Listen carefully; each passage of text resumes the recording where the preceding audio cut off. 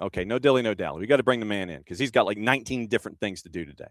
I'm not kidding, brother. You're the one that's like, yeah, I got to be in, I got to be out. I know you're one of the busiest men in show business, especially after what happened this morning, where the verbiage is now what?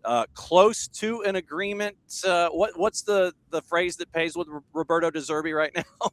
Yeah, I think Roberto De Zerbi has an agreement in principle with Spurs, as I broke maybe like an hour ago. So Right. This is going to happen barring any surprises or complications. And in fact, the final formalities are not even related to Roberto De Zerbi. It's about the makeup of his backroom staff. So this is a real risk-reward appointment for Spurs on paper, long-term deal, their top candidate to be the permanent head coach. All of that's positive. But he's got to do something in 7 games, because if Spurs go out, we need to understand what will happen. And you could definitely make an argument if Roberto De Zerbi comes in as the new permanent long-term coach, takes Tottenham down and then wants to leave.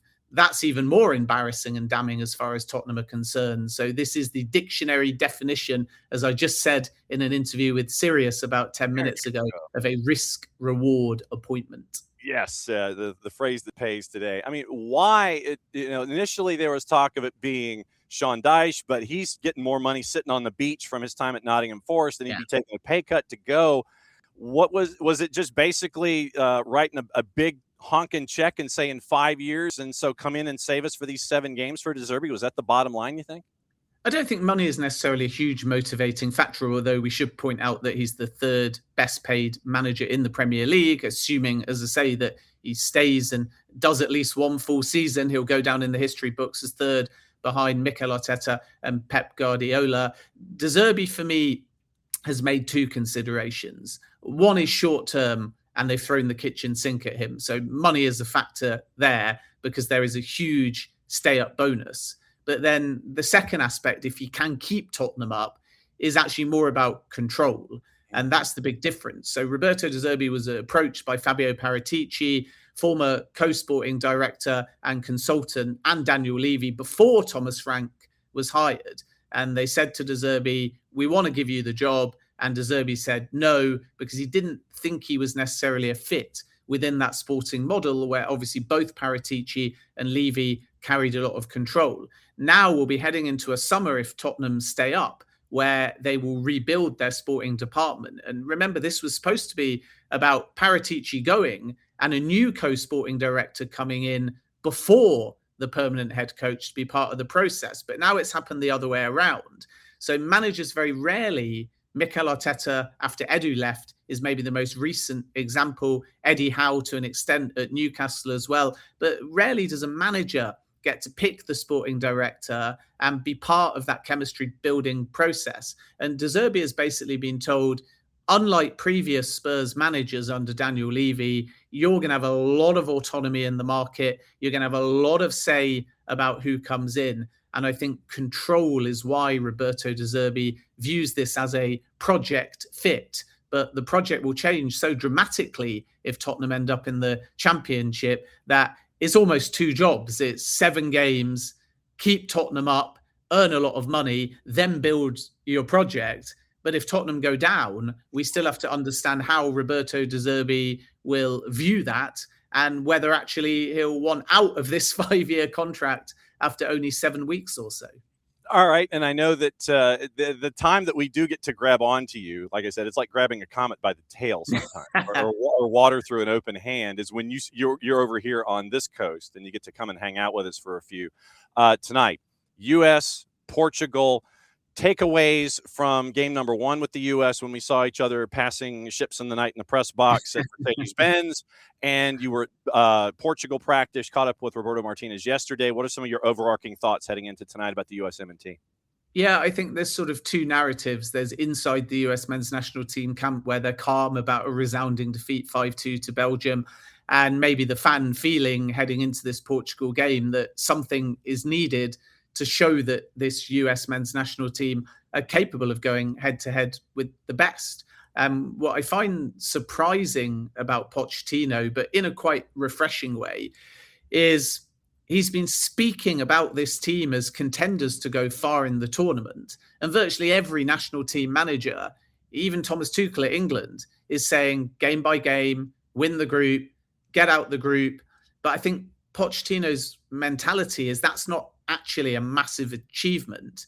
Maybe in previous World Cups, yes, but this is an expanded World Cup where 48 go to 32, and you can get out the group by finishing third. So if you don't set the mentality and the bar higher, then you build a culture of it'll be all right if we win one, draw one, lose one in the group. It'll be all right if we say we got the knockout stage and then go immediate. Pochettino demands more. And naturally, by a logical conclusion, more equals quarterfinal being a very solid result for the US men's national team, and anything else potentially being deemed as quite underwhelming. There's caveats, of course. They could win every game in the group stage and they could just get a ridiculously tough draw because somebody else underperforms. But I think if everything went according to plan, the US are looking at quarterfinal or better.